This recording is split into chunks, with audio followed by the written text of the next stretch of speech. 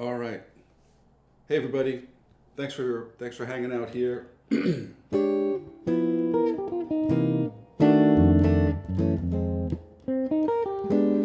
wondering how many people are being affected by the winter storm that I've been reading about. I mean, it's supposed to be 65 degrees here in Jacksonville, Florida, but it looks like the weather is bad all over the place. We say hi to some you guys. Forgive me for squinting. So Rob and Bill, Ken, thank you guys. Joseph, how are you? Oh, Joe Califano, how are you, man? Keith, Christopher, Greg, thank you guys for all coming out and hanging out. All right. Yeah. So I'll just play something. I've got that Fieldbook app queued up, which I really been loving, and just have a B flat blues. This tempo is so killing. It's I think it said 182. What I really like about it is a lot of these tempos are tempos that I generally, not that I don't play them, but when I count off tunes, these are not common tempos for me, and it's good because it's taken me out of my, I don't say necessarily comfort zone, but again, these are tempos that for whatever reason I tend not to count off. Not because I don't like them or do like them. It's just you know how it is. You just start counting a tune off. You don't really give it that much thought. So, but anyway, this is I believe 182, but it's really swinging. So I'm going to mute my microphone because the talking mic picks up the click clitty click of the guitar pick. So I'm going to try to remember to shut this off before I play each time. If you guys prefer it, by the way, just let me know.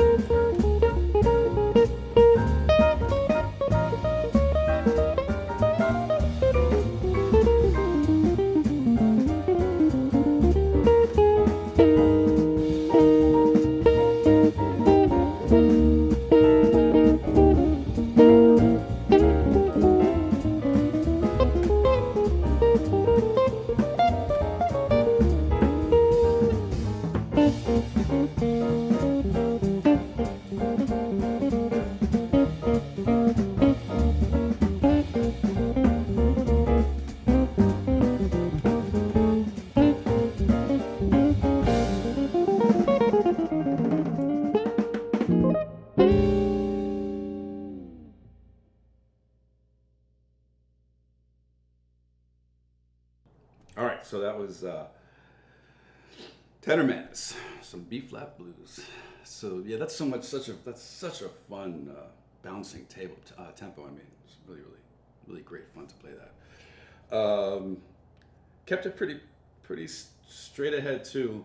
Just thinking about guys like Wes and Grant Green, you know, just straight up, just nice blues playing. All right, so yeah, again, thanks everybody for being here. Oh, so man, the weather is affecting people. Gig is canceled. Sorry to hear that, Greg.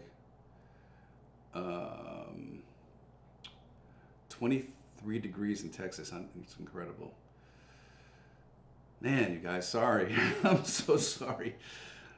I'm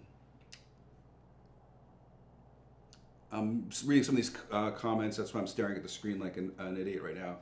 So one of the questions is, do I have a lesson on chord soloing over the blues maybe? I know I do. I'm trying to remember what some of these things are called. Like I know that one of the lessons has to do with exactly what you're saying. You know, I'm assuming you're just talking about, let me read that again. Like if it was that same tune, like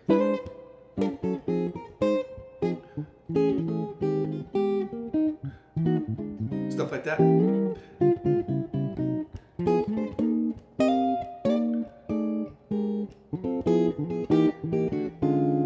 Just like, I'm assuming that's what you mean. If any of you guys could help me, I'm trying to remember what the name of that lesson is. If I think of it during the course of this hour, I'll tell you. But yeah, I definitely do. I'm sitting here thinking about it. So somebody's asking me about the Fieldbook app. Does the Fieldbook allow you to, and it's not somebody, it's Ken, change the key and tempo? Yeah, it does. It does. Like anything, it's time stretching audio, so it'll begin to suffer. But just to give you a demonstration, and again, this is, I mean, I know obviously we all do, but you know, I'm friendly with Jonathan Kreisberg, and I've talked to him on the phone a lot, and we were talking about this. So I'm not affiliated with. I don't want to seem like I'm trying to get you guys to get this. I'm not affiliated with it at all.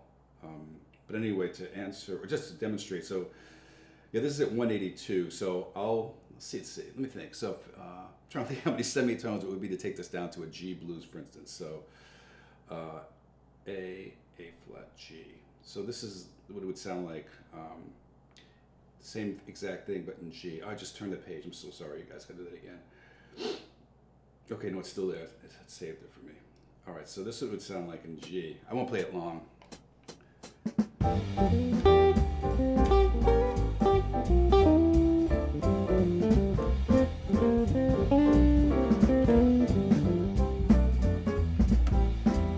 So what you hear is, I mean, it's just the same track. So some of those bass tones are like now beyond, what a bass could play. And if I were to continue to go down, the chord voices would start to be real muddy, I'd assume. Let's just for fun try it. So here's G, G flat, F. So I'm now 5 semitones away.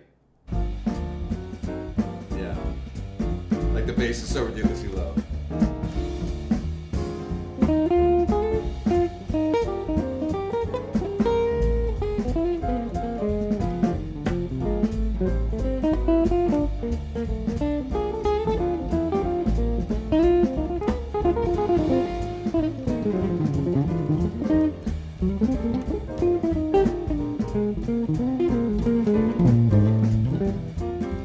I'm still sitting here playing, so it's still fun. It's just like from a very, very specific technical point of view. It's not, those notes are unavailable.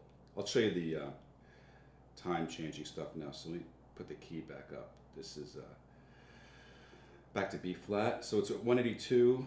Let's take it up to, let's say, this is 200.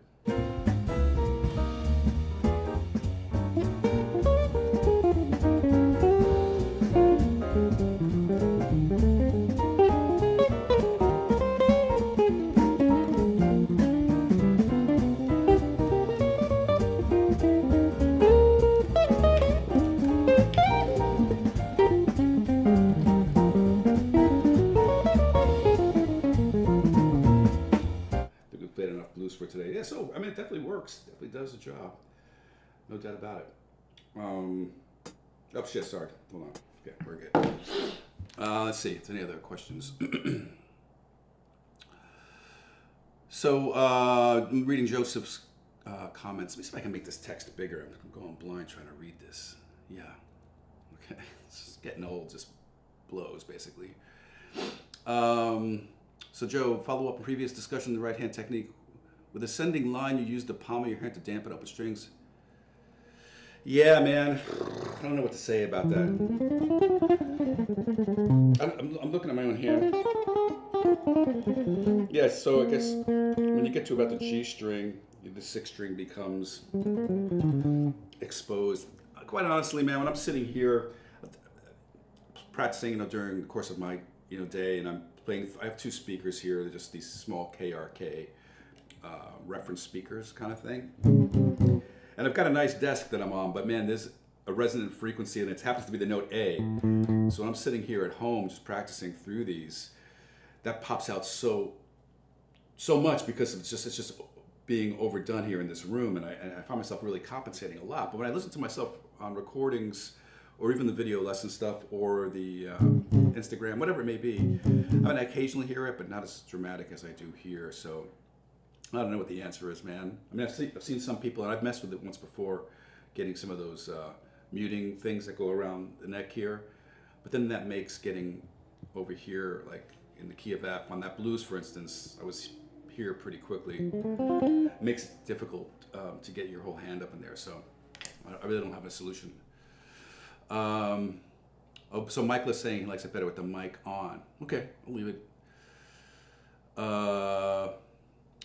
And Sam Willing guitar, I might have found at the Billy's Balance lesson. Maybe. I've got to think about it. Like I said, I forgot. It's in one of those topic-driven. It's in a topic-driven folder, is what I'm trying to say. I just forgot like what I called it. And Keith, do I work on my own guitars? Very, very little, man. Like when seasons change, maybe I'll move the truss rod a little bit, but if I'm really needing work, I'll drive up to Savannah to see the guys over at Benedetto, and I'll bring both these guitars and have them worked on. I just recently did that because I don't know if I've mentioned it enough times, but I did a recording, and I forgot already what month it was. I think it was October or September, with a bunch of really, really great musicians. It's supposed to come out in April, but anyway, so I had it worked on just before that for obvious reasons. So.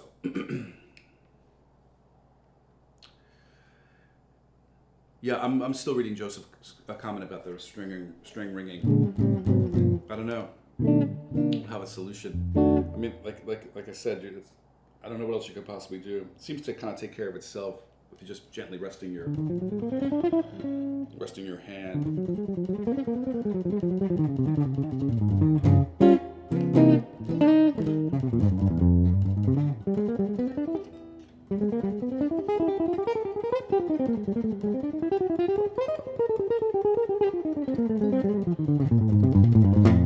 It's like I'm not really even hearing it in my headphones right now, but when I'm playing on and listening just in my room in these speakers, it's always feels like it's ringing to me.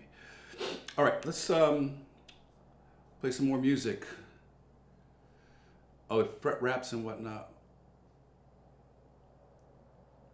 I'm trying to. Marty Friedman doesn't mute with the right hand. I'm not. There was a couple of things. I mean, I'm not sure. I know I've heard Marty Friedman's name. I'm not sure if I know who that really is, though. I mean, look, it's like anything, man. We're all trying to strive for really great sound, and I find it pretty distracting when the strings are ringing out. I mean, and yeah, I mean, I don't know if you're making a point about being a rock distorted sound versus jazz clean sound. For somebody who's played both, I mean, all styles of music, it still bugs me, even if it's a clean guitar sound. And this is a really great question. Looks like Dario, and forgive me, man, if I'm messing up names.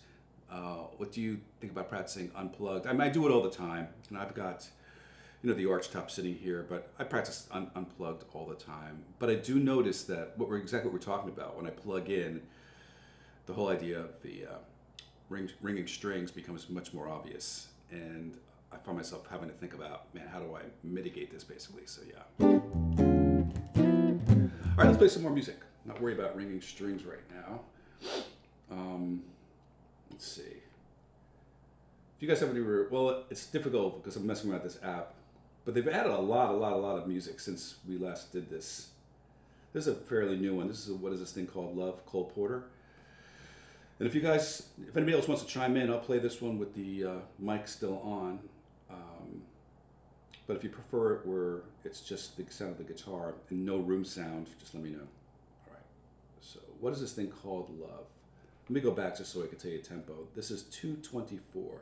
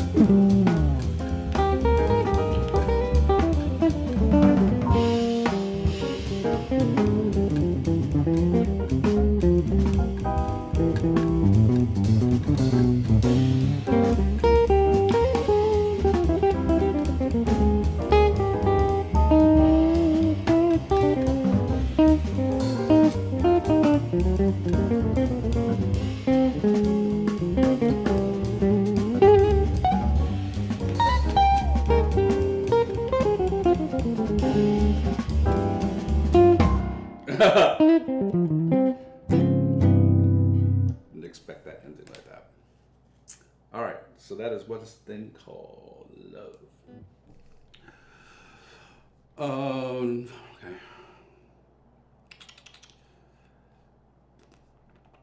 So just reading, you guys. Any tunes, Sam? Any tunes recommended for Transcribe? I just finished Greens, Greeny, and Cool Blues. Yeah, those are great ones. Man, I don't know where you are, like as far as like transcribing skill and chops and things like that. But I love recommending what you call it once you got to a particular spot, like just Pat Martino's version of Just Friends. I think is extraordinary. I think he's like only 22 or 23, by the way. There's so much language in there, and just so much great. I mean, such great guitar stuff. Man, there's so. I mean, this over the years, God, there's so many. Obviously, you should be looking at some West stuff. The solo on is incredible. There's so much, but I have this little handout that I made, and I think it's like the 5 top solos to transcribe. And I'm thinking, oh yeah, another one that I really like too is it's Benson on Mimosa. I forget how the melody goes. That's it.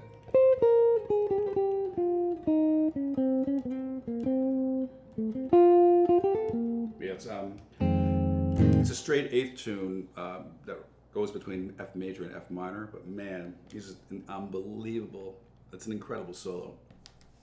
So hopefully that's helpful. Oh yeah, George Van Epp's string dampener. I remember seeing pictures of that. It looks like pretty not old school, but man, like a lot of machinery just to get those strings to quiet down. I'm glad all you guys are, chiming in. Like I said, it started bothering me on a couple of video lessons I was hearing it, and I messed around with those dampening things for a little bit. You can see them. You'll see them on some of the videos I did, but I just got rid of it.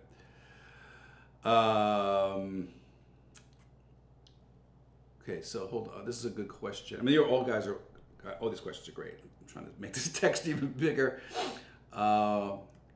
Still struggling with the half diminished sounds in my lines, playing from the chords like you do teach, and playing the low grade and natural too, like melodic minor.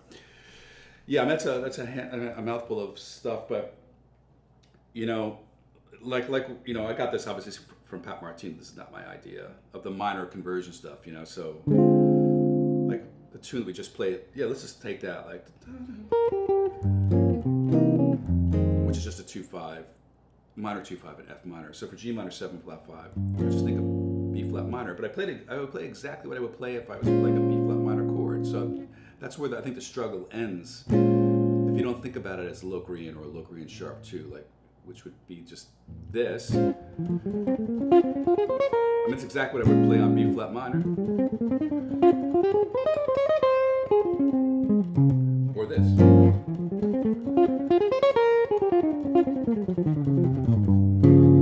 It's the same exact line, or language. So that takes the struggle out as far as like for me. And the other thing you were alluding to, like the minor 7 flat 5 with the natural 9, just comes from melodic minor. So that same kind of a line I just played.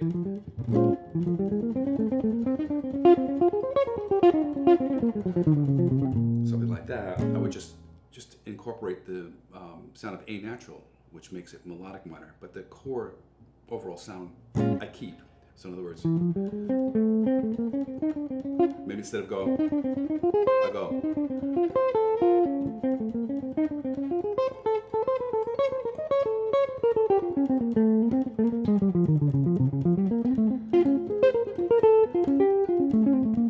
And then you're getting that. To me, the bigger challenge is getting that to connect to your dominant language. In this case, the C7 flat 9. So for me, it was just like a matter of just practicing connecting those two things. And there's many ways of treating dominant chords. We all know that. But I'll just show you what I think of as like the linear way, and then like the bebop, kind of playing on the changes way. So if we're thinking about the linear, what I would need to do is go from this B flat minor stuff. Don't do that.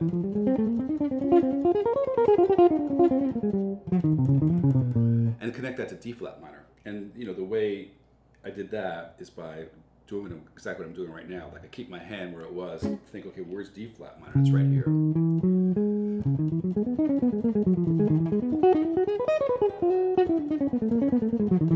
So B flat. Do D flat. And to connect that into a line that's swinging out. So here's two measures of each chord. 1, 2, 3.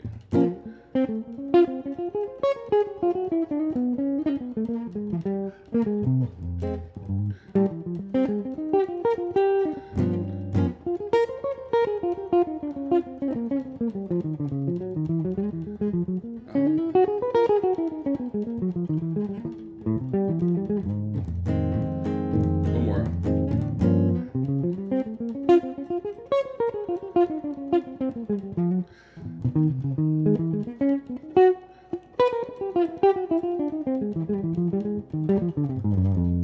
So I mean, those are just okay examples, but you get the idea. And I was extending it longer just for practice, because that's a hard thing to do, and I was even struggling with it at that moment, just to generate lines for that length of time, just to continue to build up my vocabulary and fretboard knowledge. So in a moment like the actual harmonic rhythm of that song is just, that would be a 1, 2, 3.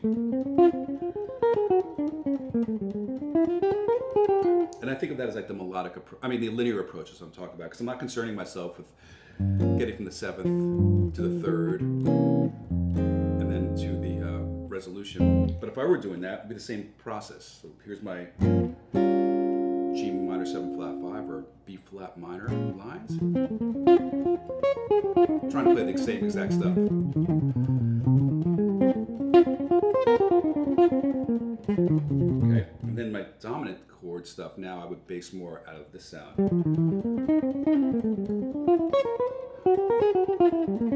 And that's that Charlie Parker.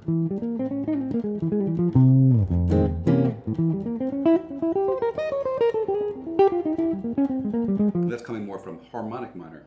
But if I were to put those all together, it'd be like 1, 2, 3.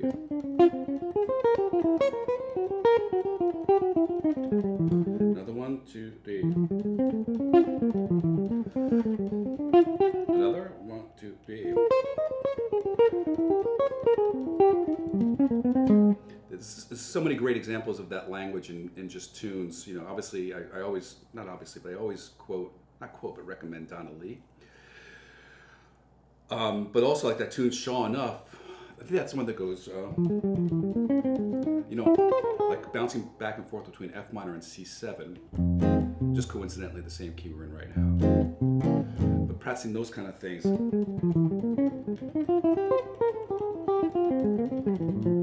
Let me make that twice as long.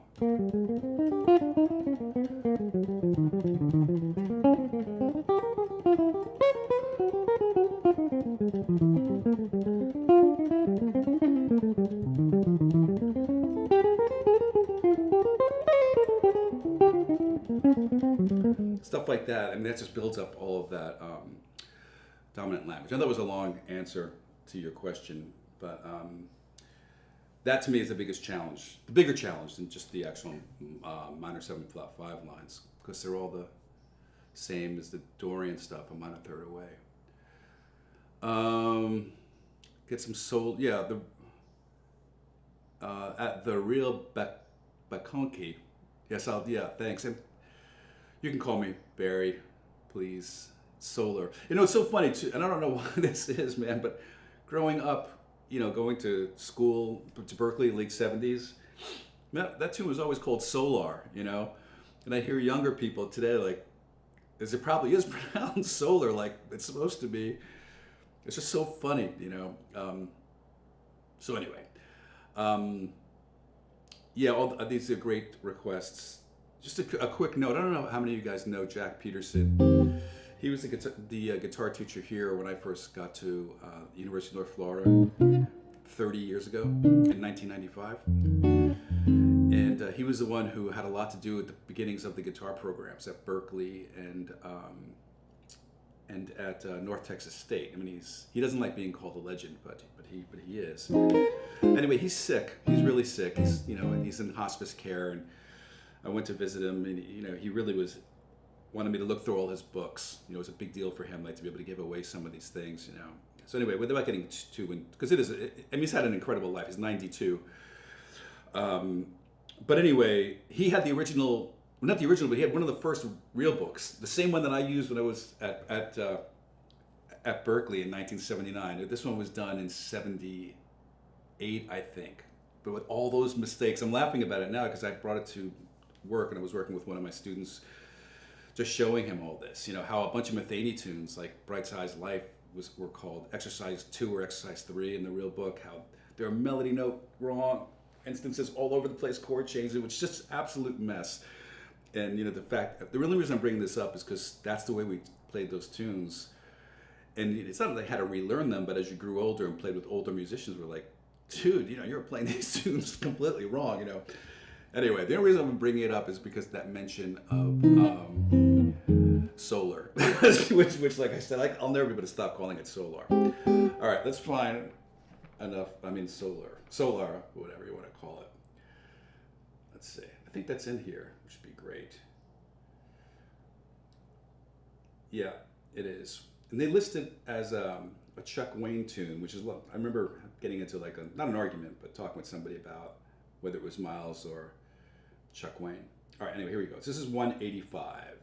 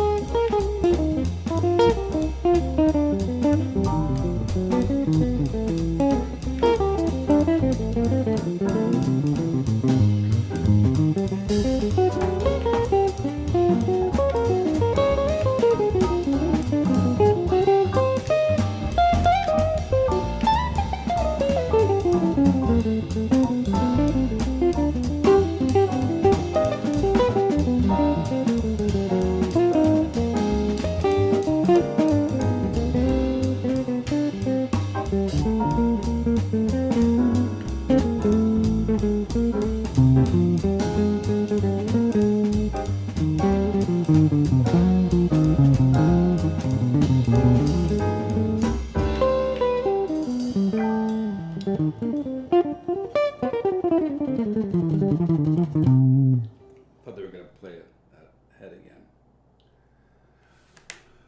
All right, so that's Solar. That's a tough tempo. It really is. Those are challenging tempos. Let me see what that was again.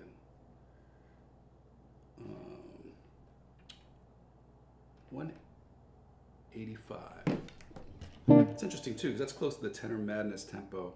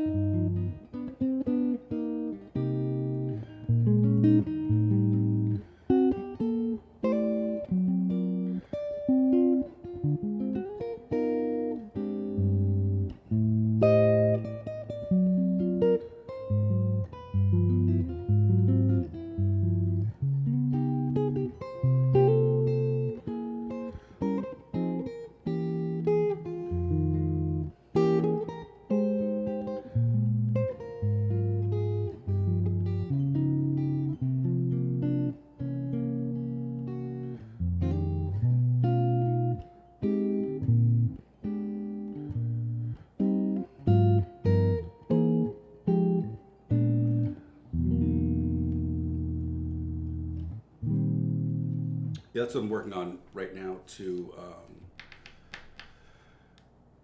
oh man, is that just coincidence? I just played that as a chord melody. Yeah, that's what's up next on the lesson site is that, that arrangement that I just played of I Fall in Love Too Easily.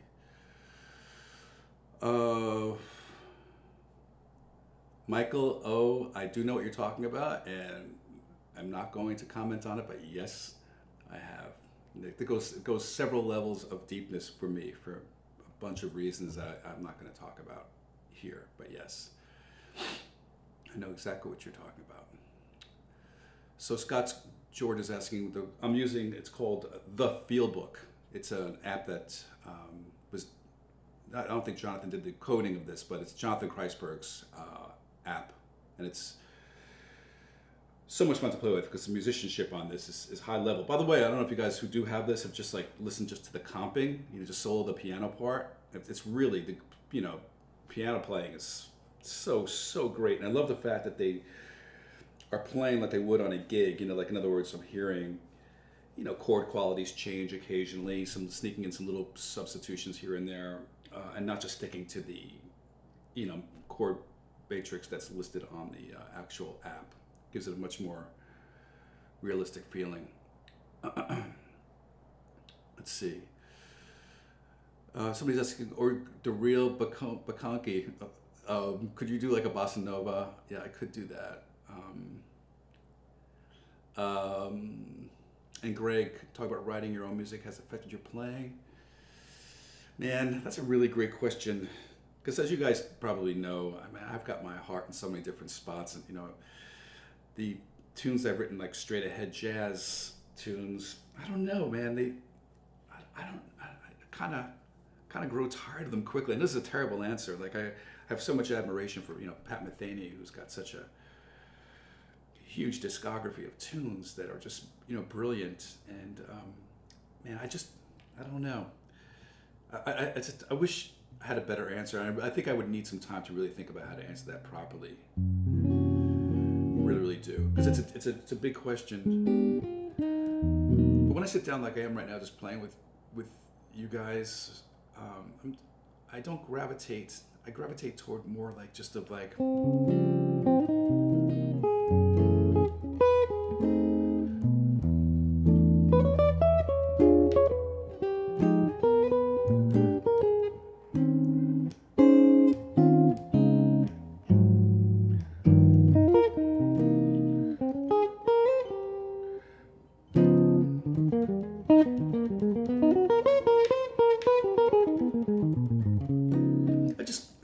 I just go hear sounds and follow melodies and things like that. And I like, what I'm trying to say, I guess, is that I like it when it's inspired and happening at the moment, like just now, just following this, line versus, putting pen to paper and then it's there for forever. So I know I really feel bad right now trying to answer this because I don't feel like I'm effectively explaining how I'm really feeling. So I'm sorry about that. So there's a request for somebody's asking about an app called Quartet. I've read it because there was a lot of that discussion going on, like which is better, which is worse. I don't think I checked it out, but there was enough people saying that it didn't feel nearly as good that I didn't bother. Plus, Jonathan gave me a year for free, so there's that. Let's see, bossa novas. Let's see. I don't have. I'm never was a fan of St. Thomas. I was looking at that. There's a girl from Ipanema here. Triste in B flat. Usually I play that in A because that's the key. I'm downloading it right now.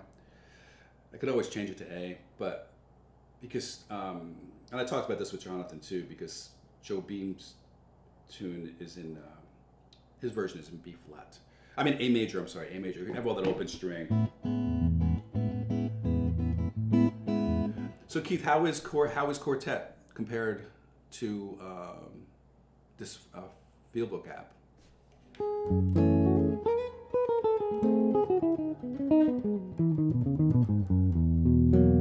There's a bunch of questions I kind of want to answer. Well, this one in particular. How do you recommend getting away from standards and traditional harmony, Wayne Shorter, etc.? I think a good entry point for that is Dolphin Dance. Is a great tune to start exploring that. And the biggest thing that happens is, as you're pointing out, all the traditional language, connecting fives to ones kind of disappear, and it's a whole different way of playing.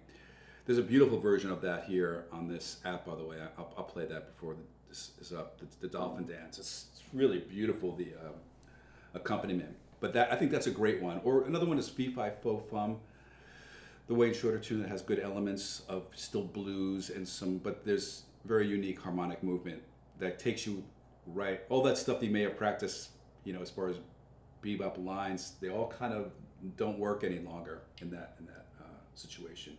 Let me just check something out for myself because I haven't played this one with this app.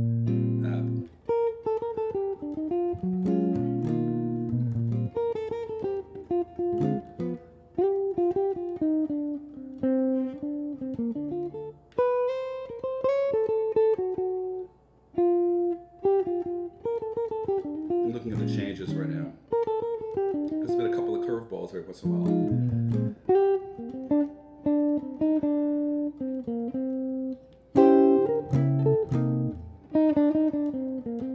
Oh, here's one right here.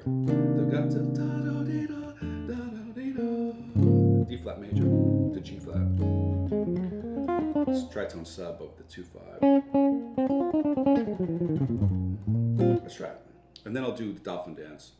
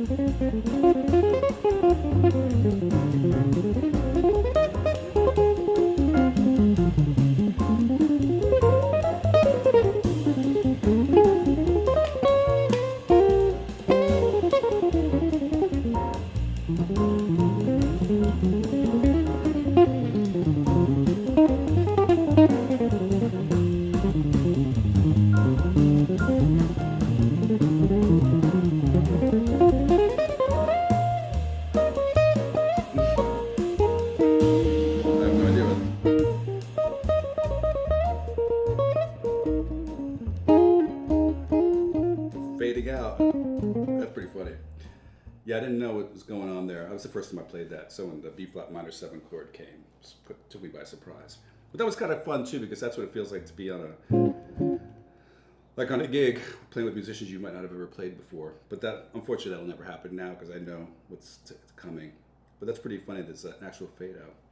Yeah, this last thing was just like 2/5, B flat minor 7 to E flat 7. So anyway, just looking at that time before I do one more.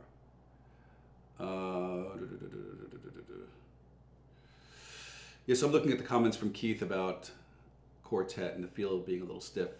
You know, honestly, to me, that's the most important thing, and it really is. I even remember when Drum Genius first came out, and man, I remember like being one of the first people to just somehow find it on the App Store or whatever. And I remember like my practicing time going through the roof. You know, from just sitting around playing to all of a sudden playing for hours because the grooves are so great.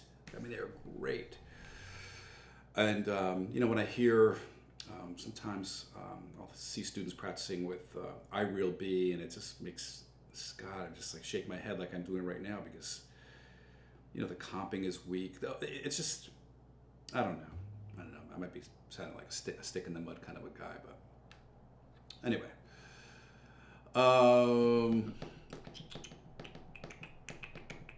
Thank you guys, by the way, for all the comments. Hey, Steve, how are you? Hope things are good. You must be getting some weather, I imagine, being all the way up where you are.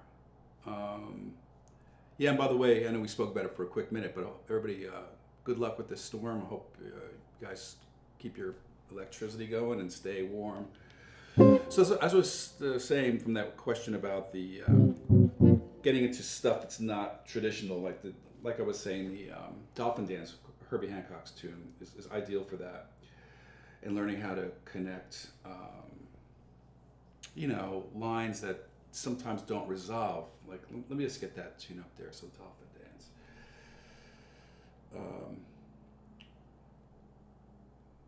There are a lot more songs in here now, that's for sure, which is great.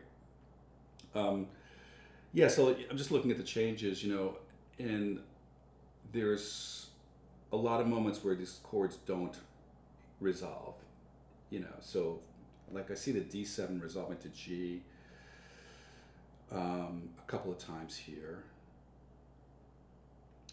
but in most cases they don't. So all that kind of dominant language with extensions to create tension for a resolution, it's not like they don't work anymore. They just, you have to utilize that information differently. But this is such a beautiful tune.